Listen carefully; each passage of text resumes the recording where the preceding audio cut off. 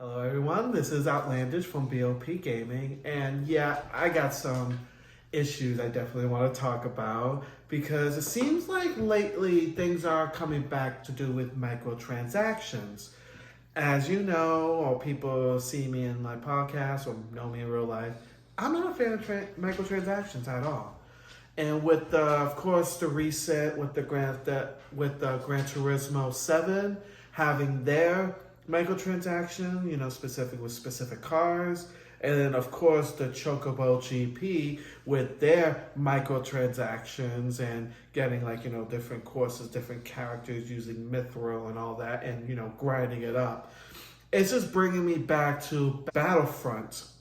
Star Wars Battlefront 2 came out with their microtransaction loot boxes, which is the worst kind of microtransaction. So you're going to pay to get a chance to get certain characters in the game. Yeah, that was the biggest thing. I remember everyone getting pissed off about it. They were even making laws about it in different kind of countries, including some states too. I know Hawaii was thinking about making a law to stop people from actually buying that. And of course, Star Wars Battlefront is not the only one. FIFA has their, one with the gold passes where you could be able to purchase different kind of characters and they'll come out random.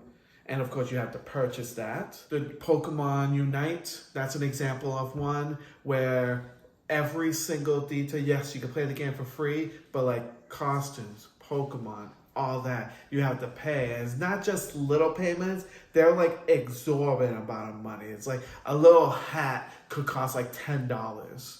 It's like, it gets to a point that it gets ridiculous. Like, some games that are free to play, they're not ridiculous with their microtransaction. Games like Angry Birds, games like Animal Crossing for the thing.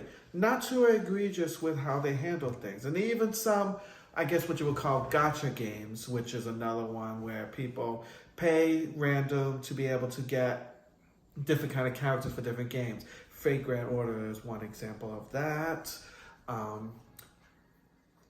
The Fire Emblem game for the mobile is another example of that. So there are examples of where it could be done well because they're very generous with what they give you, with the amount of gems that they give you and the currency in the game they give you.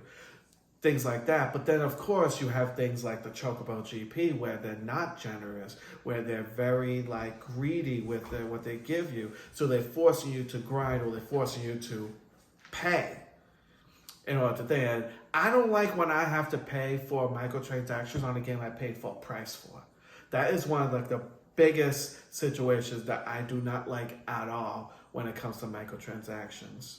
And it gets to the point that, DLC is one thing, microtransactions is the other thing, because when free-to-play games have it, I'm not usually have an issue with it as long as they're not crazy about it.